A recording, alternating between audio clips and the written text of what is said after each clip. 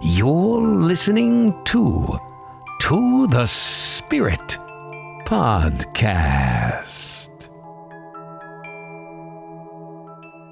Welcome back to the Spirit, where we explore the strange, the unexplained, and the eerie encounters that make you question reality.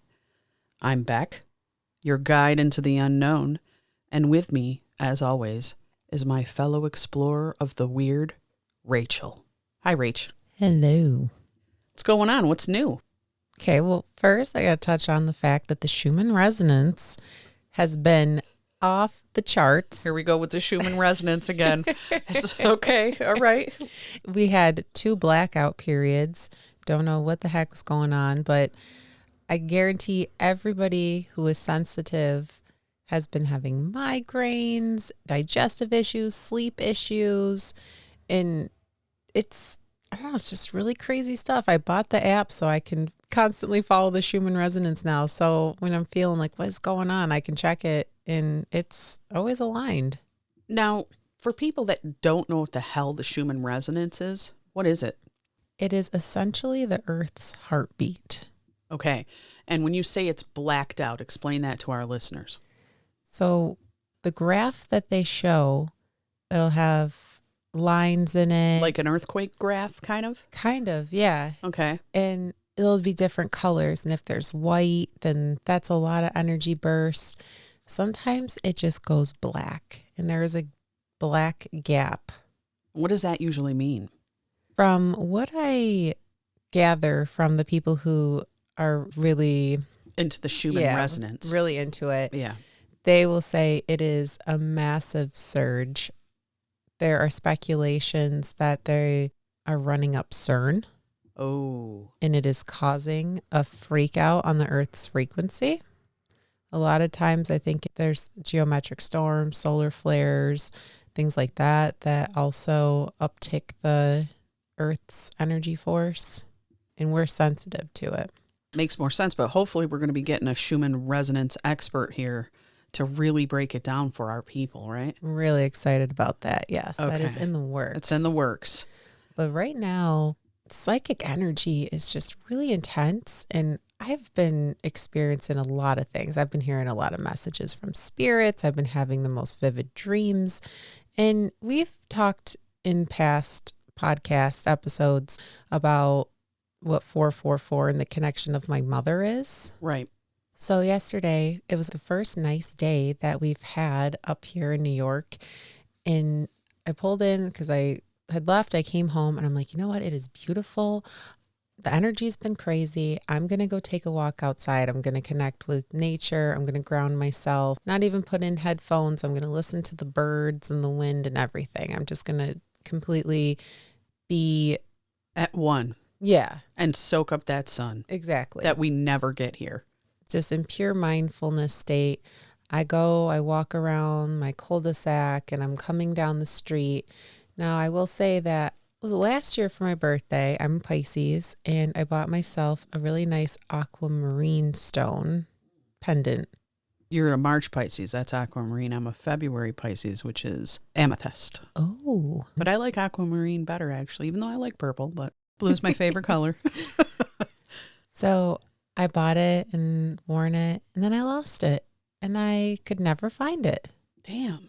Yeah, it just went missing. And a lot of times this happens with crystals and necklaces. They disappear, and then they come back in the craziest ways. Yes, they do. So I'm walking up the street, and I'm in front of what I call the nosy neighbor's house. And I look down, sparkling in the sun is my necklace with my aquamarine pendant. What? It was not rusted. It was not scratched. It was not dirty. Wait a minute. Did you lose it there in that area? Were you in that area when it went missing? No, I don't even know how it got there. It's crazy. Like, how long has it been missing? A year? It's been missing almost a year. I wore it for my birthday. Maybe I wore it a little over the summer or something, but then it just went missing. That's so crazy, because you would think that the plows coming through would just push it to the side. The salt. Yeah, it'd be buried under salt and dirt rust and nasty. yeah. No, it was glistening. So then I take a picture of it because I'm like, you got to be kidding me. So I take a picture of it and I had a timer on because I wanted to walk for 30 minutes. And when I looked down at my phone, I had been out there for 4 minutes and 44 seconds. That's amazing. You and your 444s. Well, you know that's your mama. Yeah, I immediately started crying, calling my dad, probably freaking him out because I'm crying. I'm like, I'm okay. I swear. I just have to tell you this because that was just a miracle. And the fact I felt so pulled to take that walk outside and then found that. I think your mom gave you your birthday gift. Yeah. And again, they're with you. They are with you. This story itself should tell you they're with you. Yeah, because I can't make this up. Like, this is wild. It is pretty wild.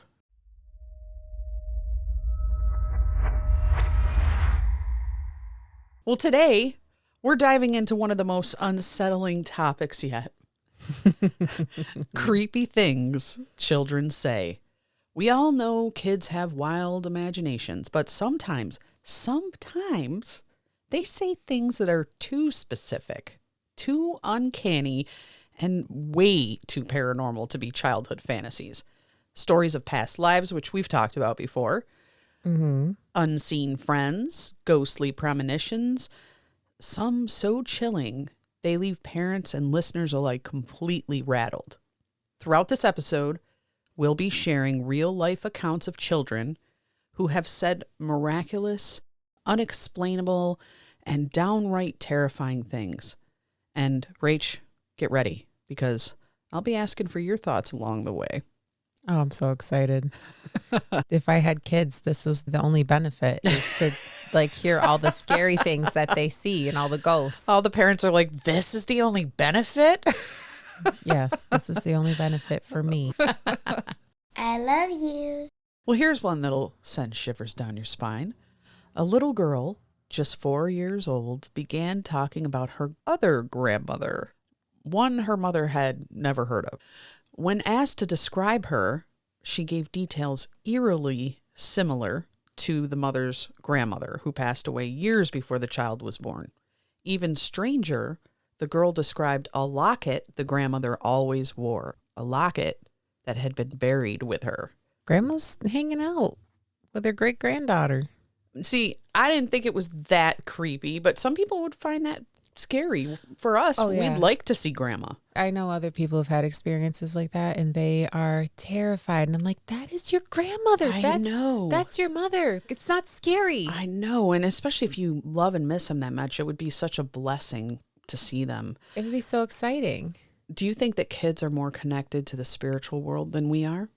For sure, because 100% they have their innocence still, and they still have that veil. They're closer to the other side because they're still so fresh to the earth that they haven't been exposed.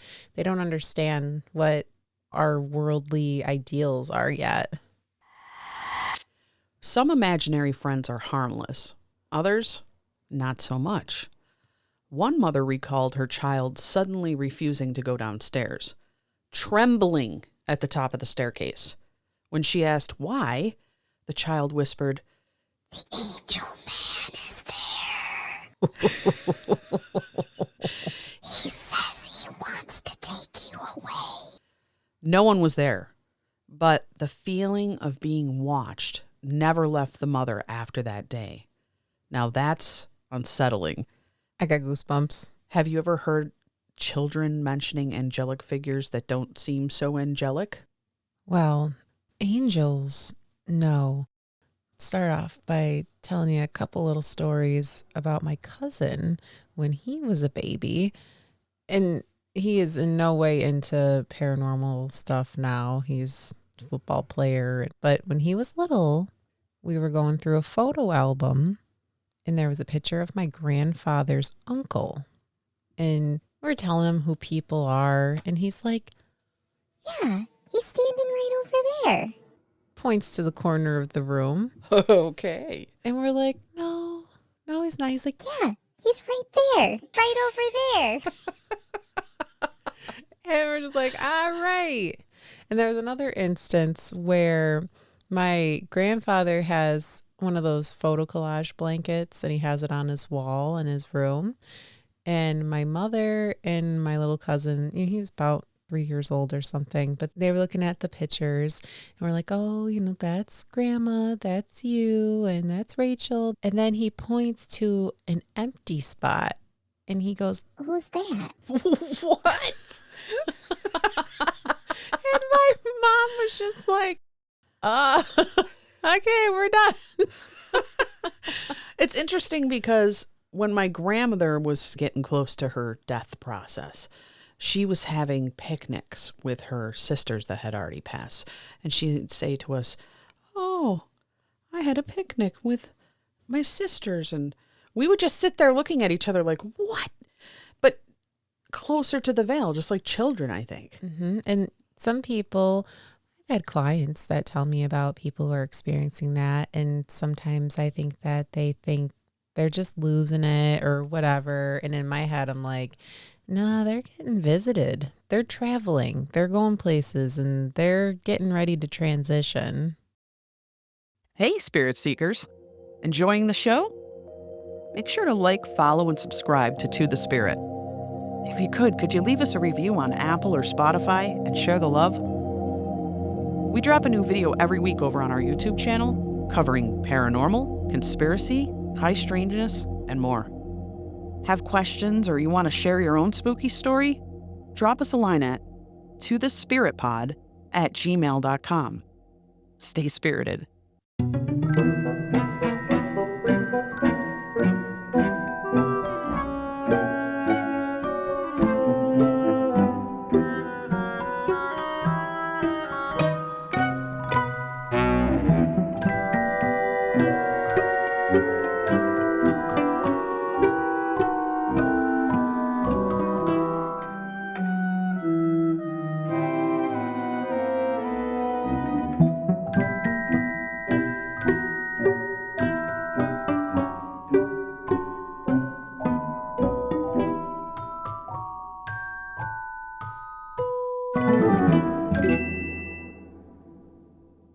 Most kids have imaginary friends, but one little girl spoke of a friend who lived in the basement, Patsy. She described him as a pale boy with dark eyes who would watch her from the bottom of the stairs. One day, the mother found her daughter sitting by the basement door whispering. When asked who she was talking to, the girl simply said, Patsy said he used to live here, but he doesn't like you. Oh, no. Needless to say, they moved shortly after. See, that's the worst part. And that is how it is in the movies where it's creepy because they're like, oh, this is my friend, but they don't like you. And you're like, oh, man. Yeah, why is that? Kids in horror movies are the scariest. They're the scariest. And do you realize there's so many horror movies where the main character's name is Rachel? I never noticed that. It's kind of weird. Yeah. Well, Rach, you had reached out on social media to ask if anyone had stories that you could share on today's episode.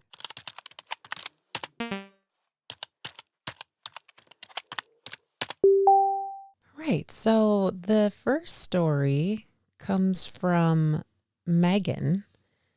Megan told me about her son, Ethan, who used to have an invisible friend named Timmy. And Timmy was in her parents' house. So his grandparents' house is where Timmy was. He was around 2 years old. He would just always say, I had a friend named Timmy in my bedroom. He didn't say, Timmy. No. But her grandmother, Cindy, mentioned that he said Timmy was his friend and he swore he was in the corner of the bedroom ceiling. He'd stare up there and would say, Hi, Timmy. and just wave. Just floating. Yeah, just in the corner of the bedroom. That's where he stayed. That's fascinating because usually you would think Timmy would be playing with a ball on the floor, but no, he's floating up in the ceiling. Yeah. Interesting. Like, why is he just floating up there? That's odd. Wow. A 2-year-old girl, still learning to talk, pointed to an empty kitchen and said, Mom, make the lady in the blue dress go away. The mother, puzzled, asked what she meant.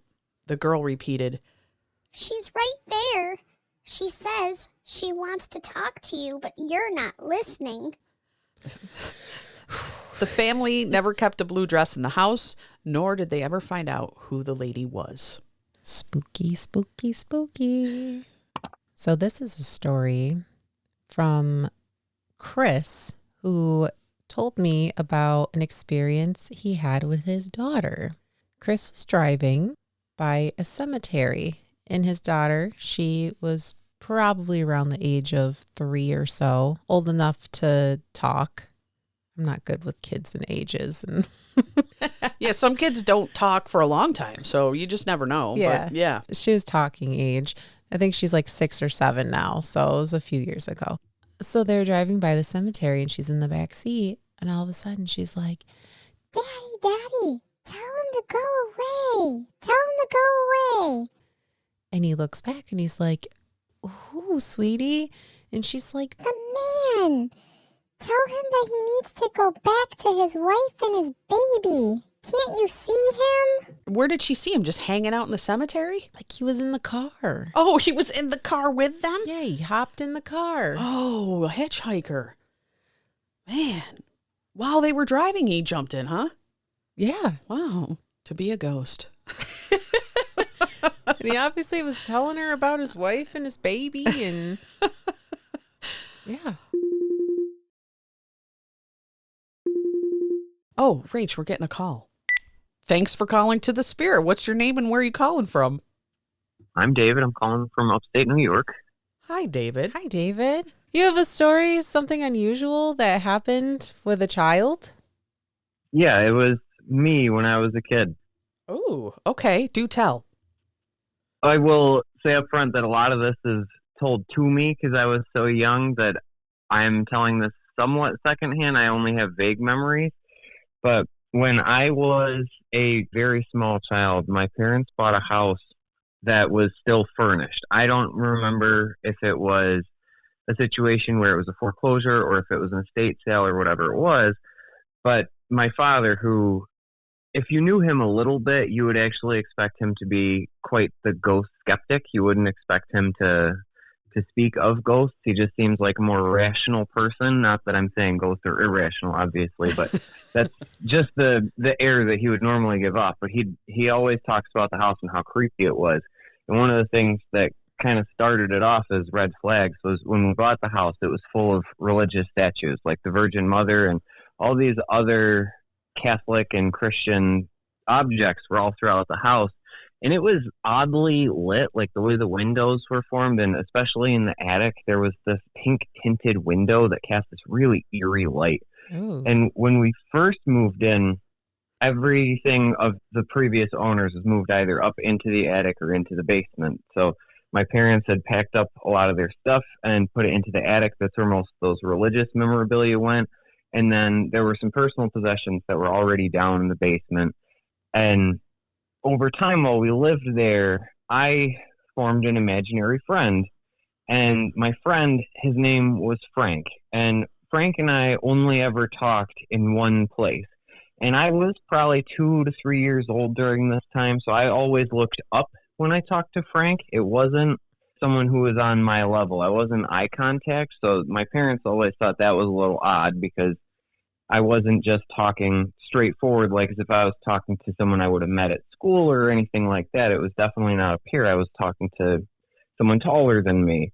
But also eerily about that, we had dogs, and the dogs barked at that one same spot where I always hung out with Frank. It was right off of the kitchen, and it was just a wall. There was nothing there other than that wall because of the way it passed in between the kitchen and the stairs. There was no furniture or anything, and my dogs would just stop there, and they would bark at that wall. And over time, we, as a family, of course, got a little creeped out. That's kind of weird that the dogs always bark there. And then considering that I had an imaginary friend that I only ever talked to at that same spot, that in itself was a little bit too coincidental to ignore. But eventually, as my parents were clearing out the basement, they were going through some of the previous owner's possessions.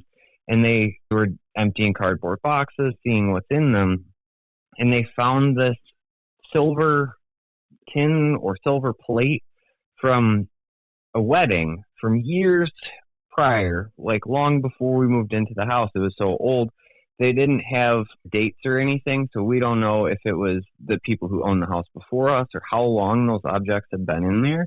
But they found a wedding tin that had the name Frank on it. Frank had been married, and that was, in theory, his home and his wedding tin that was still in the basement. So nobody believed after that I had an imaginary friend I talked to and that the dogs barked at.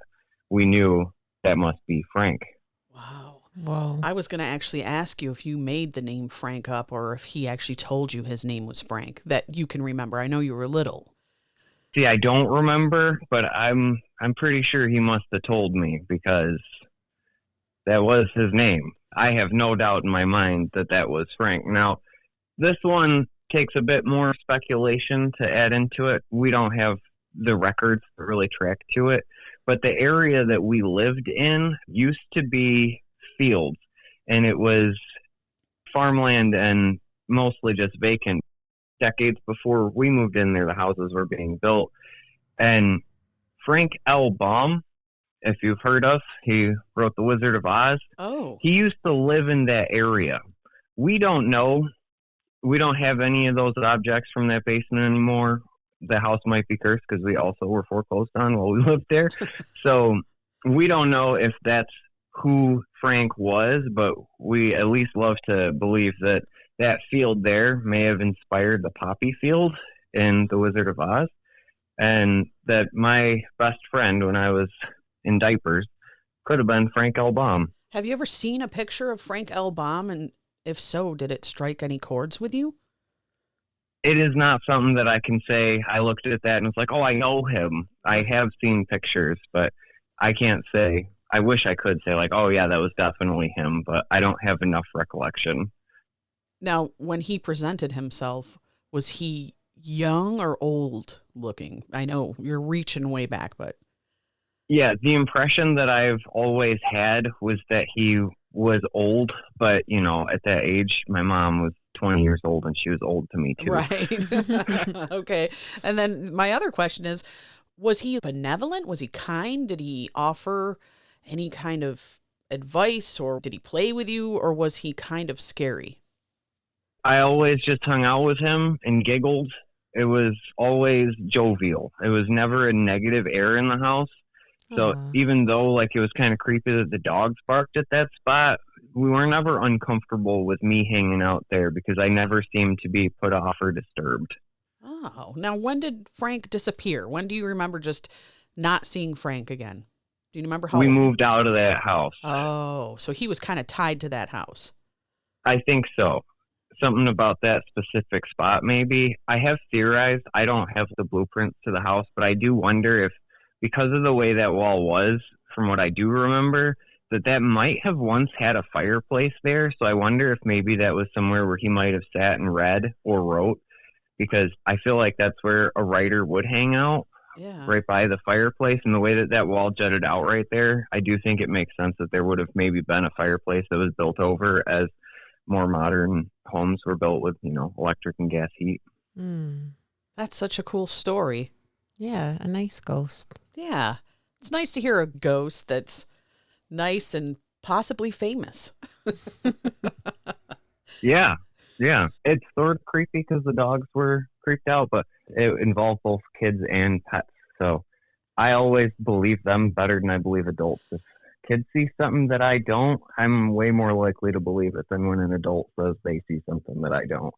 Especially kids aren't doing it for the attention. Especially a dog validating it because, well, we know that animals can see into that realm. So if they're alerted by something, there's something to that.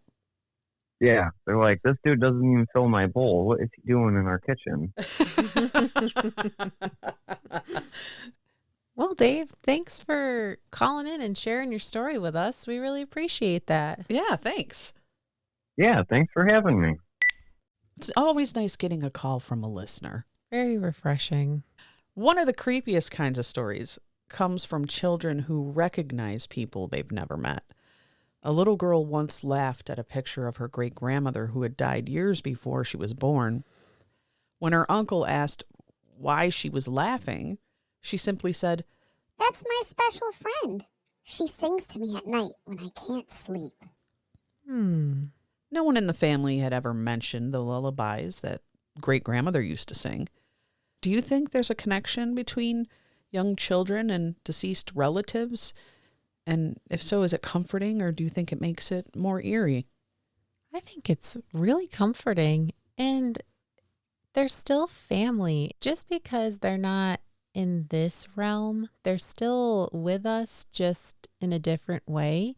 And, it takes a tribe. So they're still helping out when you can't be there, when you got to get sleep. They can still come over and help sing them to sleep or comfort them, which I think is really cool.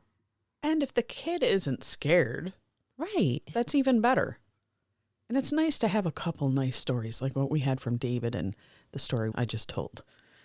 Yeah, because a lot of these are horrifying, and I have a feeling they're going to get scarier. Uh-oh.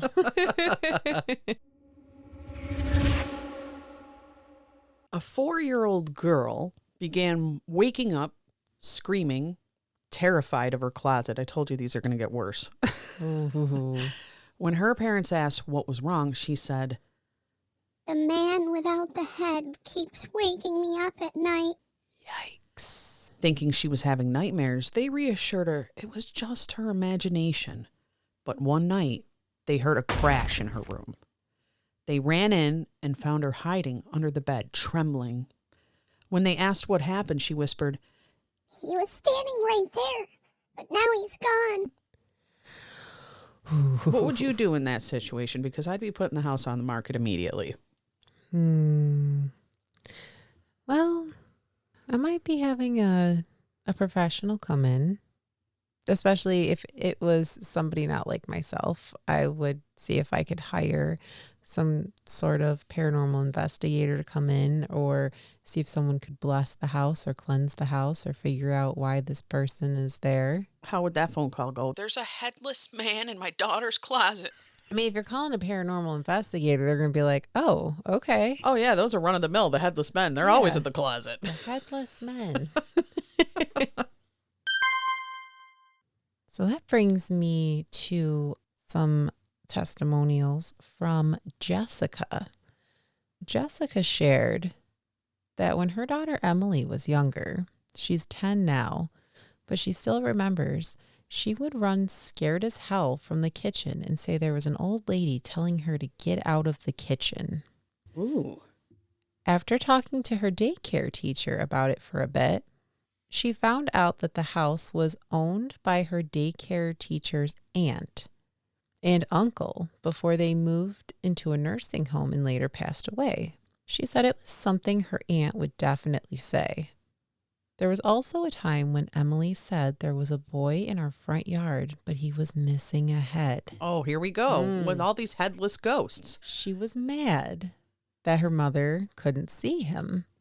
She used to scream in the middle of the night and say there were black snakes crawling all over her bed. Dear Lord, if you had a child like this, what would you be doing? Oh my God. And she said there was nothing there. She would also point out people at the grocery store and ask her if they were dead or alive.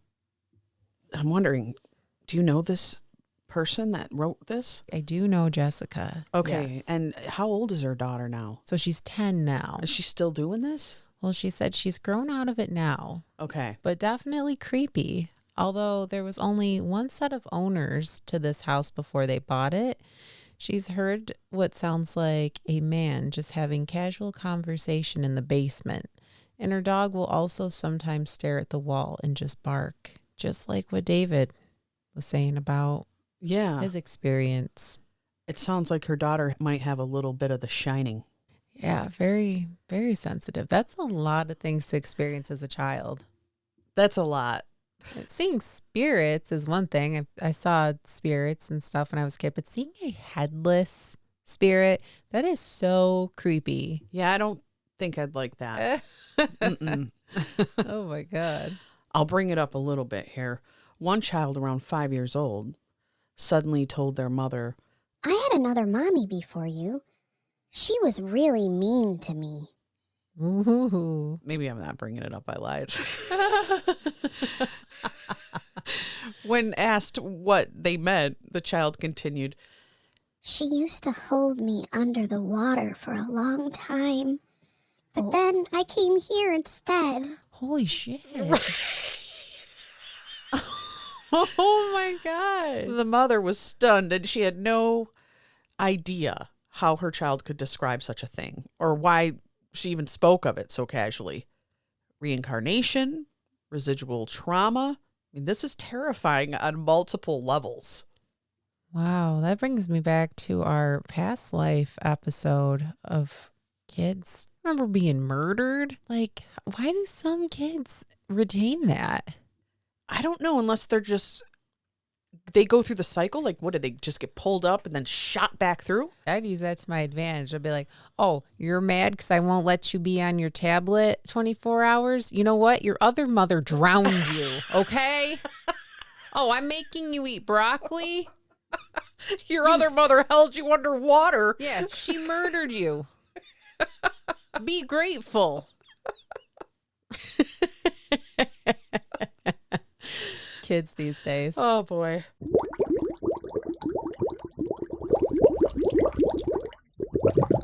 One night, a mother tucked her 2-year-old son into bed when he suddenly waved toward the dark hallway. Mm-mm. Mommy? Mm-mm. You like how I do the kid's voice? Yeah. Makes it scarier. Mommy? Who's that little boy looking at me? He asked. The mother turned, but no one was there. The hallway was empty. She barely slept that night. Is that a classic shadow person, Rach, or just a trick of the mind? He said, who's that boy?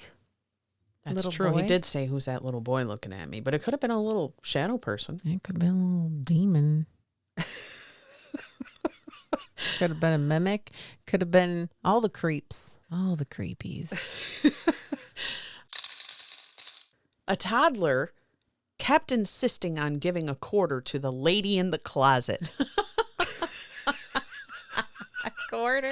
Wait, this kid sounds like a genius. When his mother asked why, he replied, She says she needs it. She says it's for the toll.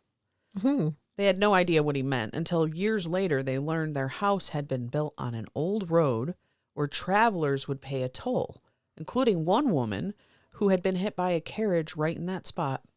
Now, when I heard him say that, I immediately thought, it was like a coin for the ferryman. Yeah, that's what I thought too. Yeah.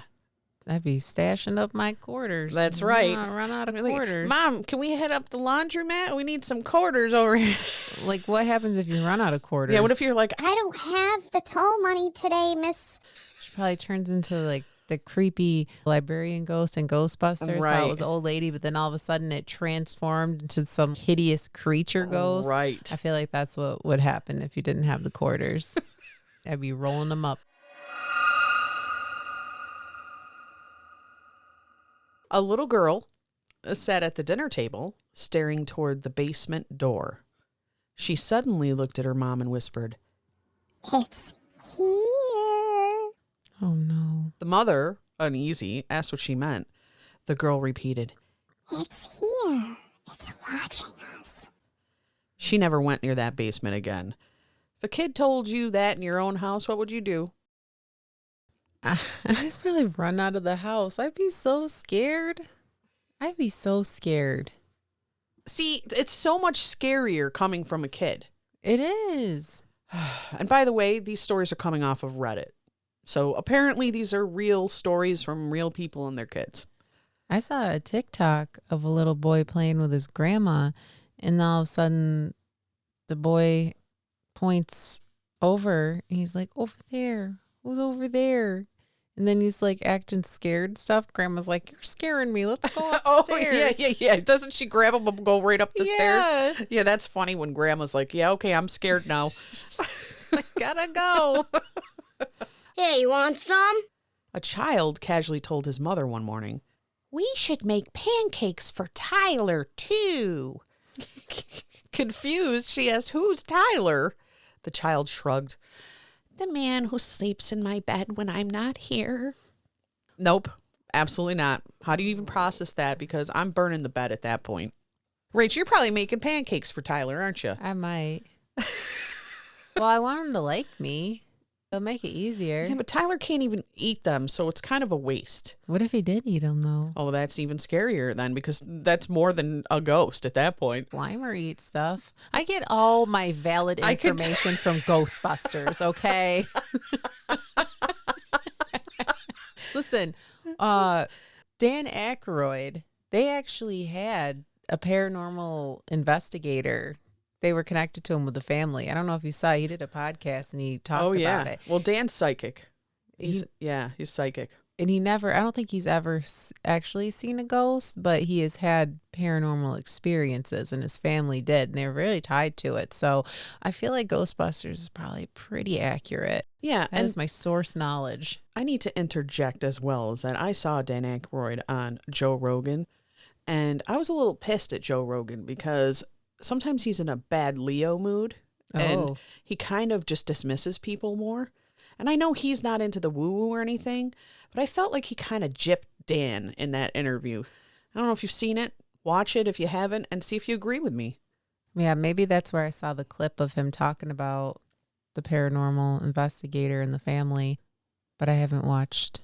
That's disappointing. Yeah, well, skeptics, unhealthy skeptics, I think at times can be a little poo-poo. Yeah, a little poo-poo. One of the most chilling yet heartwarming accounts involves a little boy who told his parents, "My baby sister's coming soon." The mother, puzzled, replied, "Sweetie, I'm not pregnant." The boy simply smiled and said, "She says she'll be here soon, but she had to wait for the right time." Weeks later, the mother found out she was pregnant. And months later, she gave birth to a baby girl. That one gets me. Premonitions, psychic intuition, something else. What do you think that is? That's cool. I think the little girl was still on the other side and told the boy, like, I'm coming. And maybe they were connected in the past life. They had a connection. So she was like, I'm coming back. Or she's part of the soul family. Yeah. For sure. All right. This story comes from my cousin, Brandy, out in California. Hi, Brandy in California. So this is what she had to say. We have a few good stories. From the time Riley was 2 until she was about 6, we would drive past this empty lot, and she would tell us every time there used to be a house, but it burned down. We looked it up and could not find a single thing about the house on that property. When she was 2.5, we went to New Orleans to visit family. We stayed in a hotel that was very old, lots of history. Riley kneeled down and touched the floor. She said, "Ooh, the floor is hot." Since we were upstairs, I touched the floor, worried that the place was on fire. She then says, "This place burned down a long time ago. It was hot and lots of people died here. It was very sad." We went downstairs to find out about this hotel. Sure enough, it had burned down 3 separate times, not all the way either time. One of the times the hotel was a boys' school, and some of the children had passed in the fire. She's almost 9 now, and she still tells us that when she was in my belly, she could see us through my belly button. She remembers when the sunlight would shine on her belly, and she could see it, and this isn't her first life. From the mouths of babes. Now, first of all, this child should be a firefighter. Right? Or a psychic firefighter. If they don't have them, she could be the whole new genre. She could maybe she could be one of those investigators that can tell you how things burn. Like, this was arson. She touches it. This was arson. Yeah, that's a gift. And what a crazy thing to say, that I could see the sun out of the belly button. Like, really, really showing that the womb is a portal. There's something to it, because I distinctly remember "Summer Breeze Makes Me Feel Fine." And that was the year I was in my mother's belly. Wow. When that song was playing. So I knew the music of the time and I remember it.